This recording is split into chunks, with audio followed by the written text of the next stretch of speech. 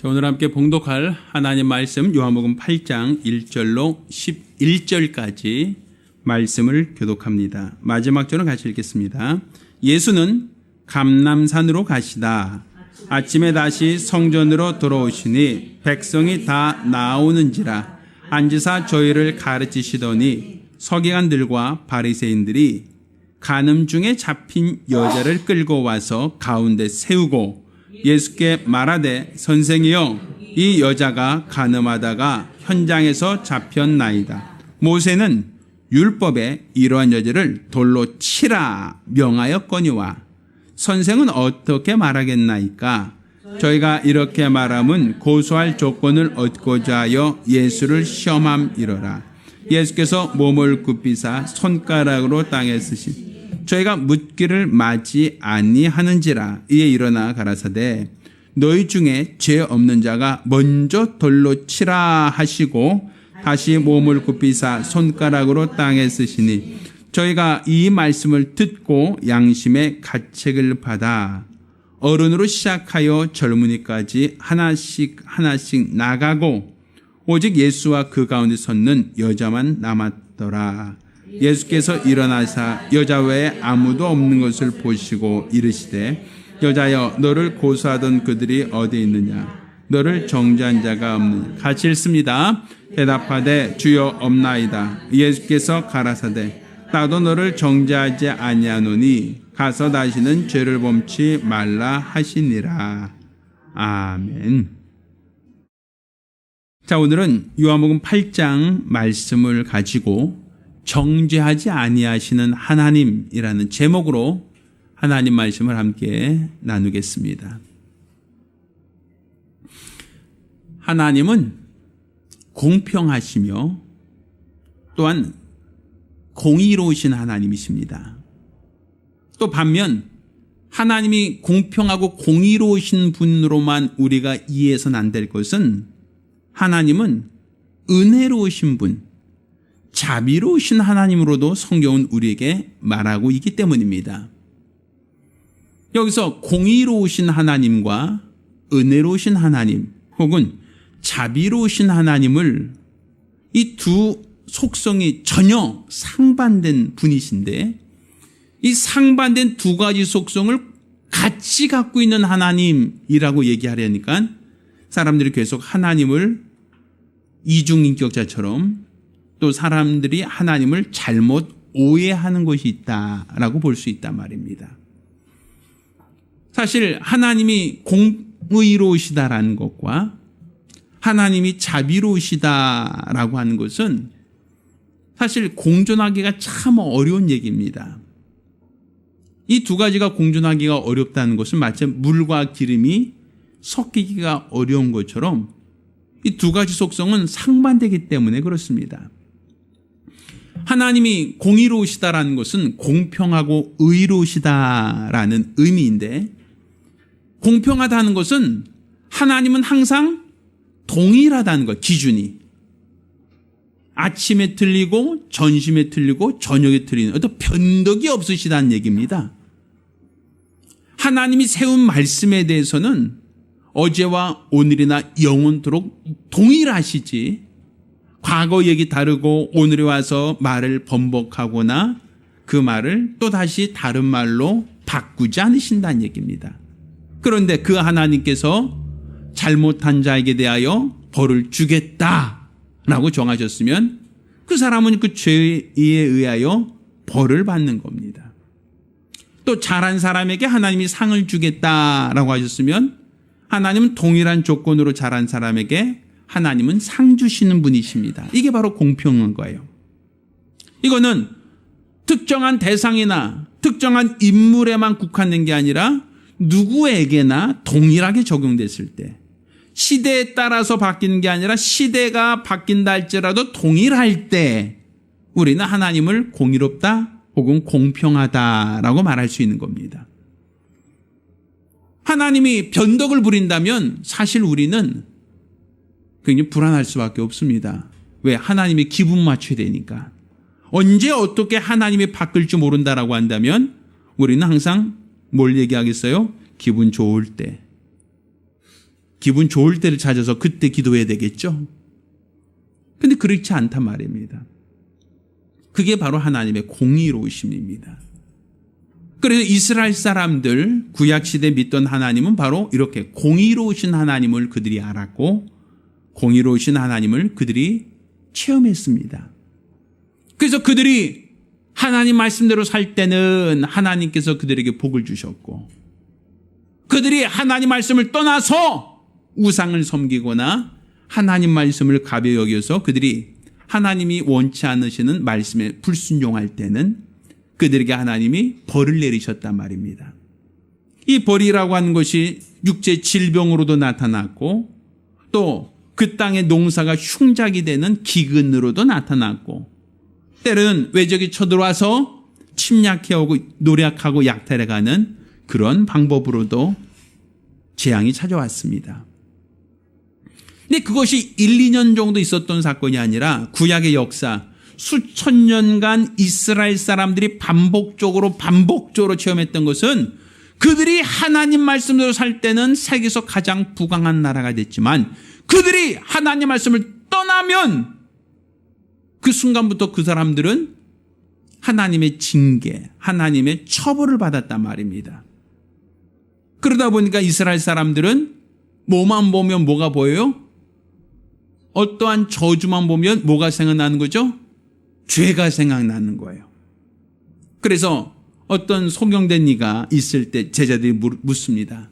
예수여, 저 사람이 소경인데 분명 날 때부터 소경된 사람이라는 것은 질병인데 이 소경으로 난 것은 누구의 죄 때문입니까? 라고 물어요. 그 사람을 태어나기 전에 부모가 지은 죄입니까? 아니면 그 사람이 어머니 못해서 죄를 짓고 태어난 겁니까? 그 죄가 있으니까 소경이라고 하는 벌을 받았다라는 거예요. 또한 어떤 망루가 무너져서 수많은 사람들이 죽었다라고 하면 우리는 이것이 인사적인 책임이냐 누구 과실이냐 이걸 따지지만 이스라엘 사람들은 뭘 따져요? 죄 때문이다라는 거죠. 그들이 하나님께 죄를 지어서 그 망루가 무너졌다라고 생각하는 거예요. 이렇게 생각하는 것은 이스라엘 사람들이 광야길을 걸어가면서 하나님을 원망하고 불평하면 땅이 갈라지고 불뱀이 와서 물어버리고 온갖 적들이 쳐들어와서 그들이 노력해가고 온갖 아픔과 괴로움을 다 경험했거든요. 그러니 죄 있으면 하나님은 반드시 뭐 하신다? 보응하신다.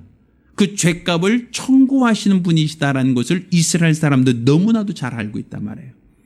이것은 마치 이 죄라고 하는 것을 우리가 쉽게 생각한다면 사치하고 똑같은 겁니다.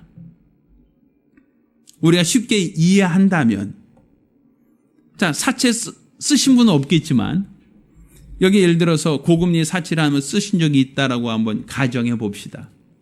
그러면 내가 그 돈을 쓸 때는 좋죠. 근데 쓰는 그 순간부터는 뭐에 시달려요? 빚독촉에 시달리게 되죠.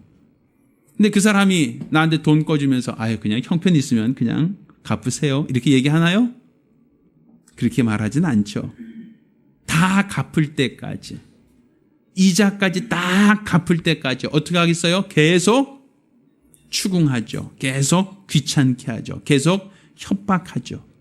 그 돈을 다 내놓으라고. 죄라고 하는 것은 바로 이 죄값이 있는 거예요. 그래서 그 사람에게 협박하고 또 그 사람을 회유하고 그 사람을 어떻게든지 간에 볶아서 그 사람에게 그 내가 꿔준 돈을 갚으려고 하고 이자까지도 다 받아가려고 하는 것처럼 죄라고 하는 이렇게 청구하는 거란 말이에요. 죄값이라는 것을 다 갚아야만 자유로울 수 있는 거란 말이죠. 그게 바로 공의롭다는 거예요. 그렇지만 잘한 사람에게 뭘 줘요? 하나님께서 상 주시는 것도 또 공의예요. 그러니까 잘한 자에게는 뭘 주고? 상을 주고 잘못한 자에게는 하나님이 벌을 주고 이게 기준이 똑같다는 거예요. 시대를 달리해도 인물을 달리해도 누구에게나 똑같은 기준이라는 거죠. 그게 바로 공의로우신데 하나님이 자비로우시다, 은혜로우시다라고 하는 것은 용서하신다는 얘기예요. 우리가 죄가 있다 할지라도 빚이 있다 할지라도 탕감해 주겠다는 거예요. 그 이전 구약시대에 살던 사람들은 탕감이라는 게 없었어요. 반드시 벌이 있으면 죄값을 치러야 돼요. 죄를 지었으면 죄값을 치르지 않고는 자유로울 수 없는데 예수님께서는 죄가 있음에도 불구하고 죄값을 청구하지 않는다. 그래서 바로 어떤 자비하다, 은혜롭다라고 얘기하는 거죠. 그러니까 이 두 가지가 공존하기가 쉽지 않죠. 엄격해야 될 것과 또 용납해야 될 것을 같이 하나의 어떠한 그릇에 담기가 굉장히 어렵단 말입니다. 근데 우리가 구약에 알던 하나님, 공의로우신 하나님만이 아니라 오늘 우리가 알겠는 이 본문에는 자비로우신 하나님, 우리를 정죄하지 않은 하나님에 대해서도 또 우리에게 말하고 있단 말입니다. 그러니까 우린 두 가지 하나님을 다 알고 있어야 된다는 얘기죠. 자, 오늘 이 본문에는 간음하다 붙잡힌 여인에 대한 재판과 그 여인에 대한 어떤 조치 내용이 기록되어 있습니다. 사실 우리나라에도 이 간통죄는 폐지된 법입니다. 얼마 전 헌재에서 간통죄 자체가 위헌이다라고 하여 그 법 자체가 폐기됐어요. 없어요. 또 전 세계적으로도 간통죄를 인정한 나라는 거의 없습니다. 사실 우리나라도 전 세계적인 흐름에 따라 간통죄가 폐지된 것은 당연하다라고 보여져요. 그 얘기는 행복 추구권이라고 하는 헌법의 기본권 때문에 그렇습니다. 모든 사람은 행복할 권리가 있다라는 얘기예요. 그러니까 행복할 권리가 있는데 내가 누구를 만나든 내가 행복하기 위해서 만나는 것을 국가가 벌을 줘야 되겠느냐라는 것이죠. 그러니까 내가 행복하기 위해서 다른 사람 만나는 것을 국가가 벌 줄 수 있는 것은 아니다라는 거예요.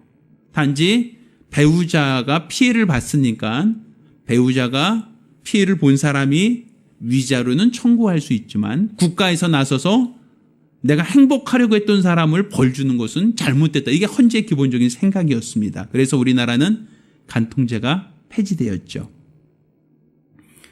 그런데 오늘날에 간통을 범했다라고 해도 사실은 사람들한테 좀 비난 좀 받거나 또는 어떤 가정이 좀 깨지거나 아니면 가정에 어떠한 위기가 올 수는 있지만 그렇게 크게 살인죄처럼 취급되지는 않습니다.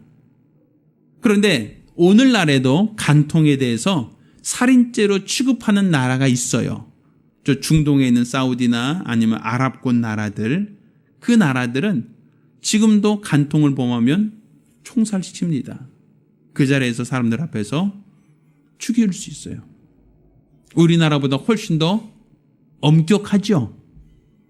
그런데 지금으로부터 2000년 전 예수님 계셨던 그 당시는 이 간통이 살인죄예요. 간통을 범하면 그 사람을 죽일 수 있는 권한이 있는 거예요. 죽음에 해당되는 벌이에요. 굉장히 무거운 죄입니다. 오늘날처럼 간통이라고 하는 것이 어떤 성윤리적인 면에서 비난받을 정도의 어떤 죄가 아니라 예수님 당시에는 사형에 해당되는 죄목이었거든요. 그런데 오늘 본문에는 간음하다 현장에서 붙잡힌 여자의 얘기가 나와요. 그럼 간음을 하다가 사람들에게 목격당했어요. 사람들이 간음하는 것을 목격했단 말입니다. 현장에서 붙잡혔으니까. 얼마나 부끄럽습니까? 누가 내가 잠자리 하는데 쳐다보는 것도 사실은 굉장히 부끄러운 일인데 여러 사람들에게 발각이 돼서 고소당했단 말입니다. 얼마나 부끄럽고 얼마나 무안하고 얼마나 수치스럽겠습니까? 그것도 정상적인 부부관계가 아니라 외도해서 걸렸다라고 한다면 이게 얼마나 창피스러운 일이냐는 거예요. 여자 입장에서 볼 때는 고개를 들지 못할 만큼 부끄럽기도 하고 창피하기도 하고 수치스럽기도 하고 정말 이 자리에 떠나고 싶고 이 자리에 내가 있다는 것만으로도 굉장히 괴로운 그런 심정일 겁니다.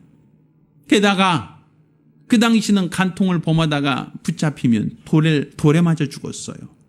그 재판석에서 넘겨지지 않습니다. 재판석에 넘겨진 것은 간음했느냐 안 했느냐라고 하는 증거가 없을 때 그땐 재판을 했지만 이렇게 간음하다 현장에서 붙잡혔다라고 하는 것은 직결 심판이에요. 그냥 사람들이 그 여자를 그냥 돌 던져서 바로 죽일 수 있어요. 그러면 왜 그 당시 여러 사형 방법이 있는데 왜 돌 던져 죽이냐면 이스라엘은 이 부정한 것에 대해서 거룩과 부정을 굉장히 엄격하게 따졌던 사람들입니다.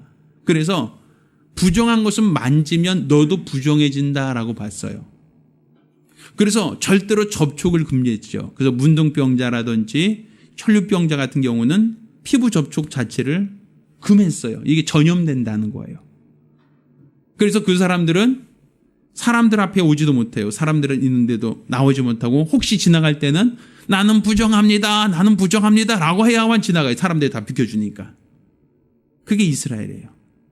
근데 간음은 이렇게 내가 부정합니다. 라고 하는 거예요. 그 여자한테 접촉하면 그 사람도 부정해지는 거예요. 그러니까 그 사람 죽일 때 어떻게 죽여요? 손대서 때려 죽이지 못하고 멀리서 돌 던져서 그렇게 죽이는 거예요. 그리고 돌 던져 죽고 나서 돌 무더기에 쌓이면 그게 무덤이 되는 거예요. 그러니까 사실은 집안에서도 수치스럽고 사람들에게도 수치스럽고 사람들 모두가 비난하고 힐난하고 사람들 모두가 정죄하는 죄가 바로 그 당시에는 간통이란 말입니다. 간음이에요. 그러니까 그것이 얼마나 수치스럽고 얼마나 부끄러운 일이었으면 다윗 왕도 밧세바라는 여자와 간통한 다음에 그게 발각될까 봐. 그게 드러나면 왕으로서의 수치, 왕으로서의 모든 채신, 왕으로서의 모든 명예, 왕으로서의 모든 것을 다 잃어버릴 수 있거든요. 그러니 어떻게 합니까? 그 남편을 전쟁터에서 죽여버릴 수밖에 없는. 왜? 내 죄를 감추기 위해서는 다른 도리가 없었단 말이에요. 그만큼 이 간통이라고 하는 것이 부끄럽고 수치스러운 죄인데 그 여자 입장에서 본다면 얼마나 부끄럽겠습니까? 얼마나 창피하겠어요? 얼마나 수치스럽겠어요? 아, 내가 왜 그렇게 했을까? 아, 내가 왜 그 순간에 왜 그걸 못 참았을까 하면서 얼마나 한탄하고 얼마나 부끄럽고 얼마나 후회가 됐겠어요. 그러면서도 한편으로는 곧 사람들이 나를 어떻게 할 것이다? 죽일 것이다. 라고 하는 것까지 알고 있으니까 죽음에 대한 공포, 죽음에 대한 두려움. 왜 사람들이 용서하지 않아요? 사람들이 이해하려고 하지 않아요? 사람들은 다 나쁜 사람이라고 나쁜 년이라고 다 죽일 생각만 하고 다 화가 잔뜩 나 있어요. 그러니 그 사람들에게 끌려오면서 그 여자는 무슨 생각이 나겠어요? 수치스럽고 무섭고 두렵고 떨리죠. 차마 고개를 들지 못할 만큼 부끄럽고 수치스럽단 말이에요. 더불어서 죽음에 대한 두려움과 공포까지도 있는 그 상태로 예수께 끌려왔어요. 사람들이 예수께 묻습니다. 예수요, 저 여자가 간음하다가 현장에서 붙잡혔습니다. 모세는 저러한 여자가 있을 때는 돌을 던져 죽이라 했습니다. 예수님 어떻게 할까요? 하고 묻습니다. 그러니까 예수님이 선자라면, 예수님이 하나님 사람이라면 하나님이 공평하다는 걸 몰라요? 알아요? 알겠죠. 그럼 하나님은 사람에 따라서 잣대를 달리하면 공평하지 않는 거란 말입니다. 잘못했던 것은 잘못했다라고 인정을 해야 돼요. 잘한 것은 잘했다라고 해야 되지만 잘못한 것까지도 적당히 넘어갈 수는 없단 말입니다. 사람들은 예수를 주시합니다. 예수님이 그래도 좀 봐줍시다라고 하면 율법을 어기는 범하는 죄가 있는 것이고 하나님의 공의로우심을 부정하는 죄가 되는 거예요. 그렇다고 예수님이 저 여자 죽입시다 라고 하면 메시아라고 말하기 어렵죠. 우리를 구원하기 위해서 온 자, 우리를 구속하기 위해서 오신 자라고 말하기는 또 어려울 거란 말입니다. 자, 예수님께서 그 여자를 바라보지 않고 땅에다 글씨를 쓰기 시작합니다. 성경에 무엇이라고 기록했는지 사실은 그 기록은 나와 있지 않아요. 그런데 이제 다른 본문에 예수님께서 말씀하셨던 또 가르치셨던 말씀들 중에 너희 중에 누구든지 여인을 보고 음욕을 품으면 너희 행동으로 나타나지 않았다 할지라도 간음과 같고, 너희 중에 누구든지 다른 사람이 갖고 있는 물건에 대해서 욕심, 탐심을 가지면 너희가 직접 그 물건을 빼앗지 않았다 할지라도 도적질과 똑같다. 또한 너희가 다른 이를 보고 시기하거나 미워하거나 질투하면 그럼 너는 그 사람을 해치지 않았다 할지라도 살인한 것과 다르지 않다. 그러니까 너희가 행동으로 나타나지 않았다 할지라도 마음으로 죄를 지어도, 마음의 생각으로만으로도 미워하거나 탐심을 갖거나 아니면 정욕을 품으면 죄가 된다라는 거예요. 그 기준을 가지고 예수님께서 말씀하셨다라고 전제를 한다면, 예수님 그들에게 이와 같이 얘기합니다. 너희 중에 누구든지 죄 없는 자가 먼저 저 여자에게 돌을 던지라 하고 말합니다. 율법에 그 죄를 지은 자에게 돌을 던져 죽이라 했습니다 라고 했으니 돌을 던지라는 거예요. 율법대로 저 여자에게 죄를 지었으면 그 죄값을 청구하라는 거예요. 대신 누가? 죄 없는 자가. 너희 중에 행위로서만이 아니라 너희 생각으로도 범죄하지 않는 사람이 있다면 그 사람이 저 여자에게 돌을 던질 수 있다라는 거예요. 예수 말씀 듣고 바리새인과 서기관들, 그 여자를 고소하고 여자를 끌고 왔던 그 사람들이 손에 돌을 들고 그 여자에게 돌을 던질 준비를 하고 있다가 하나씩 그 돌을 내려놓고 슬그머니 그 자리를 피하기 시작합니다. 왜? 양심의 가책을 느꼈다는 거예요. 결국 그들 역시도 다 죄가 있었다라는 것이죠. 왜? 죄가 없었다면 죄 없는 자가 먼저 그 여자에게 돌을 던졌겠죠. 그렇지만 그 여자를 끌고 왔던 사람들 중에도 단 한 사람도 예외 없이 다 죄가 있었다라고 스스로가 깨달았다는 얘기입니다. 양심의 가책을 느꼈다는 것이겠죠. 그렇다면 이 세상에는 딱 두 종류의 사람밖에 없다는 얘기가 됩니다. 죄가 드러난 사람, 또 죄가 있지만 드러나지 않은 사람. 이 두 종류의 사람밖에 없다는 거예요. 모든 사람이 다 죄인인데, 모든 사람이 다 죄가 있지만, 그렇지만 그 중에 죄가 드러난 사람들은 사람들이 저 사람 잘못했다, 저 사람은 죽일 사람이다라고 손가락질 당하는 사람이고, 죄가 있지만 자신의 죄가 드러나지 않고 그 죄가 있음에도 불구하고 감춰져 있던 사람들은 죄가 있지만 사람들로부터 비난과 질책은 받지 않겠죠. 그렇지만 하나님으로부터는 반드시 그 죄값을 청구받을 거라는 거예요. 왜? 공의롭기 때문에, 공평하시기 때문에. 그렇게 따진다면 다른 사람에겐 굉장히 엄격해요. 죄인에게 저 사람 잘못했어 하고 우리 사람들은 입에 거품 물고 그 사람을 비난하고 그 사람에 대해서 정죄하려고 합니다. 그렇지만 자신이 잘못한 거에 대해서는 너무 관대해요. 너그럽단 말이에요. 우리 옛날에 이런 말이 있죠. 남이 하면 불륜, 내가 하면 로맨스, 뭐 이런 얘기 있잖아요. 똑같은 행동도 다른 사람이 하면 다 손가락질 당하고 나쁜 짓이고, 내가 하면 그럴 수 있지 뭐 하고 은근슬쩍 넘어가려고 하는 게 있잖아요. 그렇지만 결과적으로 우리 하나님 앞에 섰을 때는 다 똑같은 죄인이라는 거예요. 그러니 그들도 자기 양심의 가책을 느껴서 그 자리에서 그 여자를 죽이자, 그 여자가 간음하다 붙잡혔다, 저에게 돌을 던져 죽이자라고 끌고 왔던 사람들이 단 한 사람도 그 여자에게 돌을 던질 수가 없었어요. 결국 그 여자를 가운데 두고 한 사람 한 사람씩 슬금슬금 도망가더니 다 도망가 버렸어요. 예수께서 그 여자를 바라보십니다. 그리고 묻습니다. 여자여, 너를 고소하던 사람들은 다 어디 가느냐라고 묻죠. 근데 그 여자가 얘기합니다. 예, 다 떠났습니다. 그리고 예수와 그 간음받아 붙잡힌 여자만 있습니다. 예수께서 말씀하십니다. 나도 너를 정죄하지 않겠다. 다시는 죄를 짓지 마라 하고 그 여자를 돌아가게 하셨다. 돌려보내셨다라고 성경은 우리에게 가르치고 있어요. 여기서 예수님께서는 사실 그 자리에서 죄 없는 자가 돌로 치라고 할 때 그 많은 회중들은 양심의 가책을 느껴서 내가 죄가 있으니까 저 여자에게 돌을 던지지 못했겠지만 그 가운데 예수님만은 죄가 없으시잖아요. 예수님 죄가 없으시니까 예수님만은 사실은 그 여자에게 돌을 던질 수 있는 유일한 분이었단 말이에요.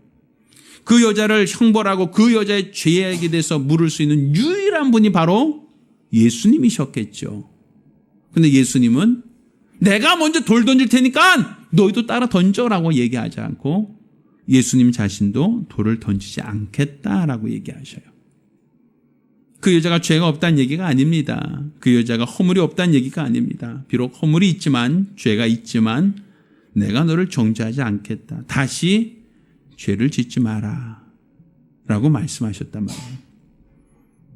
여기서 이 가늠하다 붙잡힌 여자는 물론 2000년 전 그 당시에 그 여인 개인이지만 그거는 그 여자 한 사람의 얘기가 아니라 모든 인류, 모든 사람, 저와 여러분 모두를 해당하는 하나의 예표라고 볼 수 있는 겁니다.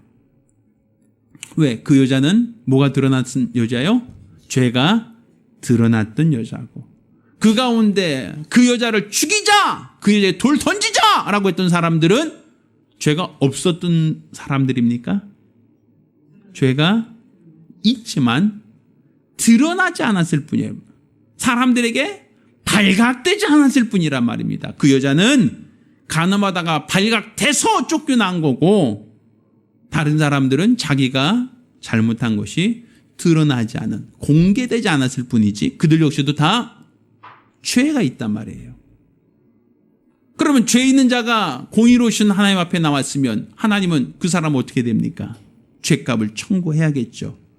죄값을 청구하고 그 죄의 형벌을 마땅한 형벌을 줘야겠죠. 그건 누가 할 수 있는 겁니까? 죄 없는 자만이 할 수 있다는 거예요. 죄 없는 사람만이 심판할 수 있다는 거예요. 죄 없는 자가 그 사람의 정죄할 수 있는 유일한 분이라는 거예요. 그렇다면 누굽니까? 그것은 하나님밖에 없죠. 하나님만이 할 수 있는 거란 말이에요. 왜? 누구나 다 뭐가 있으니까. 크고 작고 차이는 있지만 다 죄가 있으니까. 결국 그 여인만 손가락질 당하고 그 여인만 사람들에게 비난당했던 것은 사람들이 그를 죄를 드러내고 발견했고 사람들이 그가 죄인이라는 것을 알고 있었기 때문에 그 여자는 비난받고 수치를 당했지만 다른 사람들은 자기가 지은 죄가 다른 사람에게 드러나지 않았고 발견되지 않았을 뿐이지 똑같은 주인이라고 할 때 다 똑같은 심판대 앞에 서야 될 때가 있다는 거거든요. 이렇게 심판대 앞에 섰을 때에 우리를 참수하는 자가 있습니다. 우리가 성경에 욥기라고 하는 성경이 있어요. 거기 보면 욥이 참소당하는 얘기 나옵니다. 시험하는 자가 욥에 대해서 시험을 합니다. 그때 이와 같이 성경 기록하고 있죠. 하나님께서 내가 욥을 보았느냐?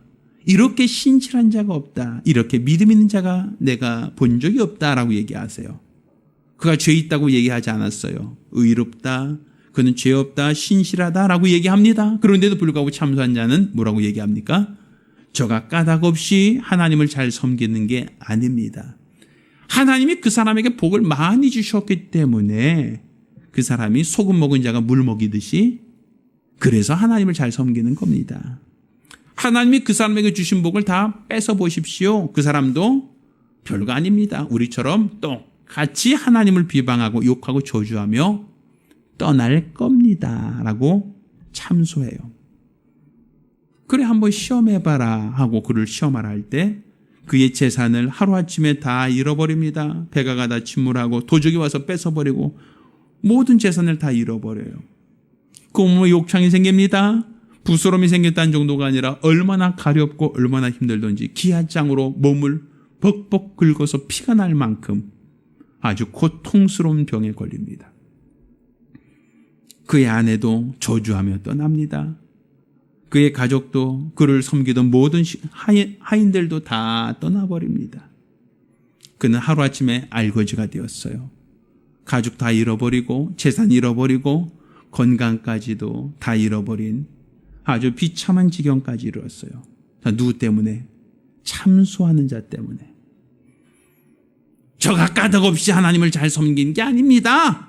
한번 재산을 뺏어 보십시오. 한번 몸에 병이 생겨 보십시오. 한번 다 떠나 보십시오. 외로워 보십시오. 그 사람도 별 수 없습니다. 하나님을 저주하고 떠날 겁니다. 했죠.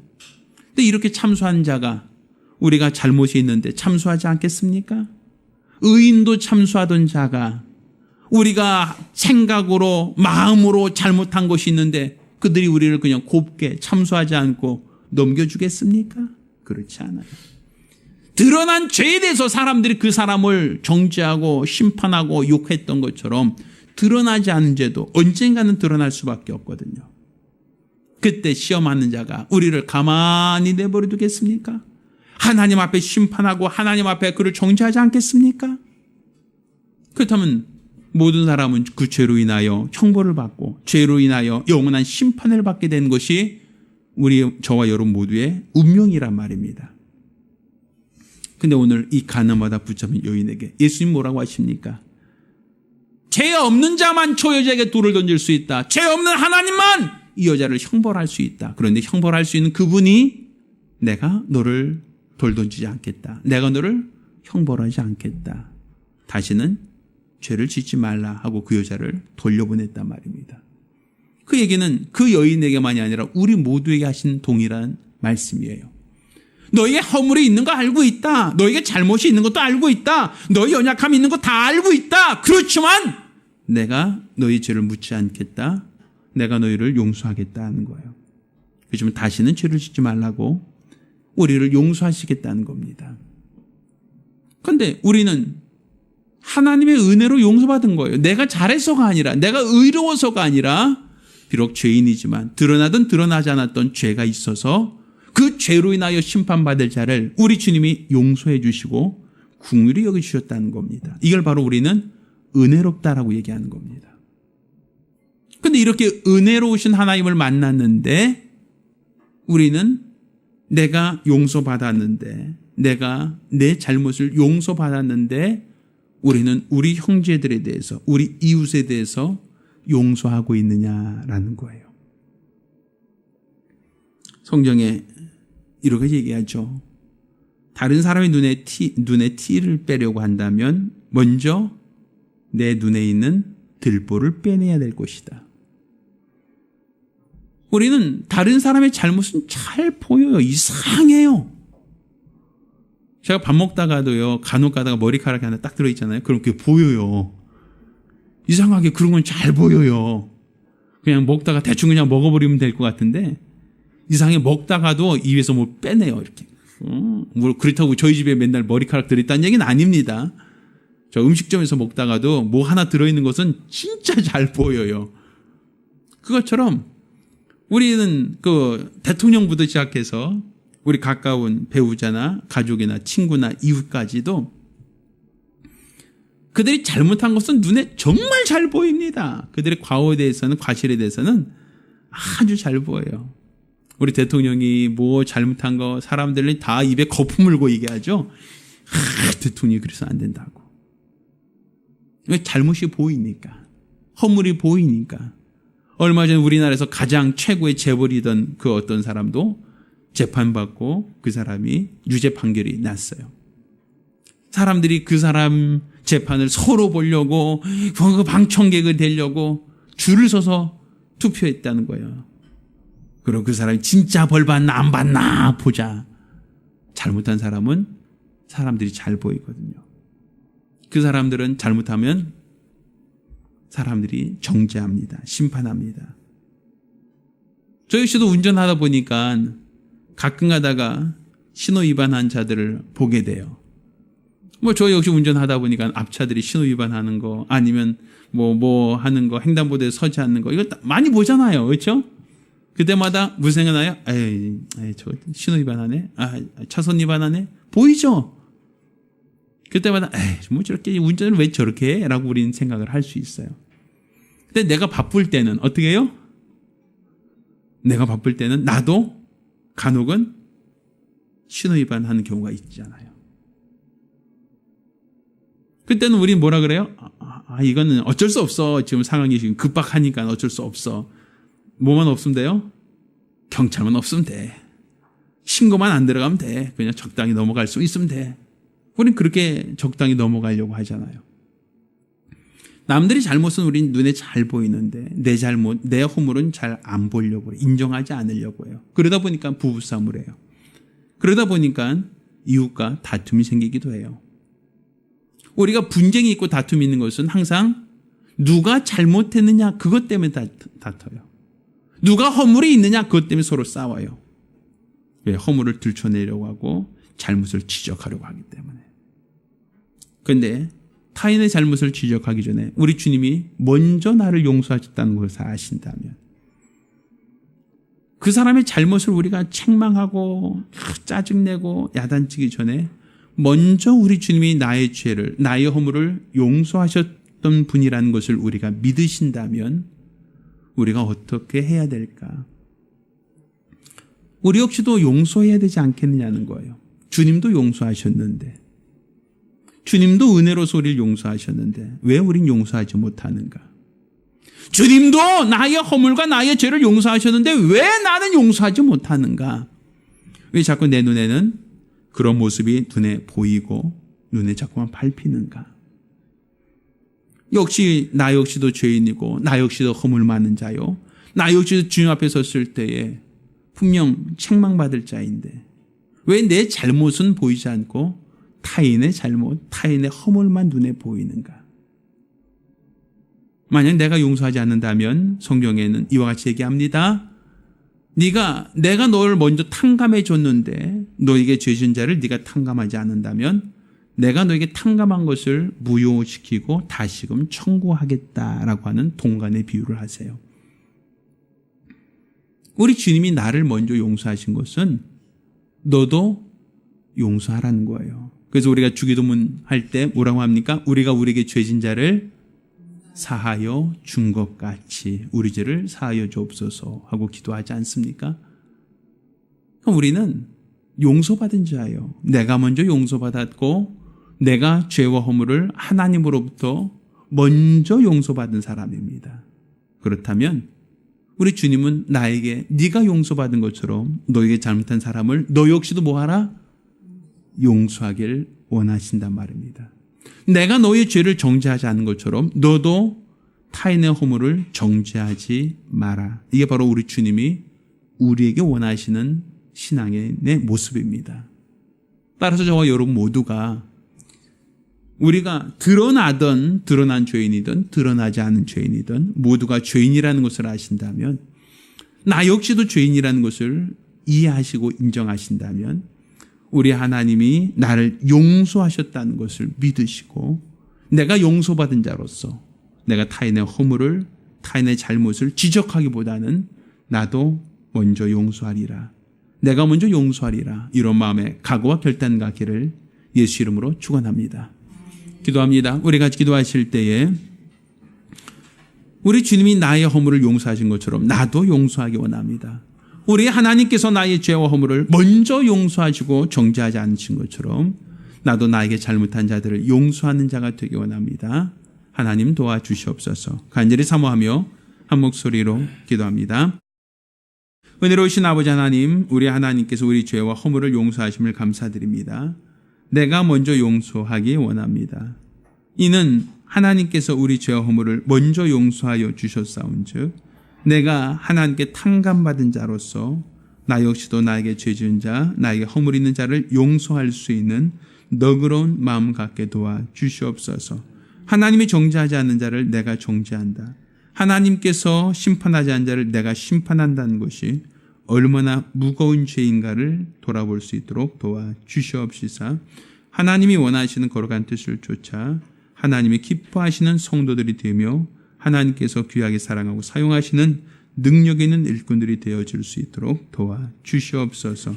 온전히 우리 하나님께서만 영광받아 주시옵시고 하나님께서 사용하시는 거룩한 증거만 있도록 도와주시옵소서. 우리 주의 은혜를 감사드리며 살아계신 우리 주 예수 이름으로 기도드렸습니다. 아멘. 할렐루야. 자, 우리도 서로가 서로의 허물을 용서할 수 있는 믿음의 사람들 되기를 예수 이름으로 축원합니다. 이제는 우리 주 예수 그리스도의 은혜와 아버지 하나님의 극진하신 사랑과 보혜사 성령님의 교통하시고 역사하심이 오늘과 같이 우리 하나님이 우리를 정죄하지 않은 것처럼 우리도 우리에게 허물 있는 자를 정죄하지 않고 용서하기로 결심한 우리 모든 성도들과 가정들 위해 이제로부터永遠까지 함께 있을지어다. 아멘. 네, 감사합니다.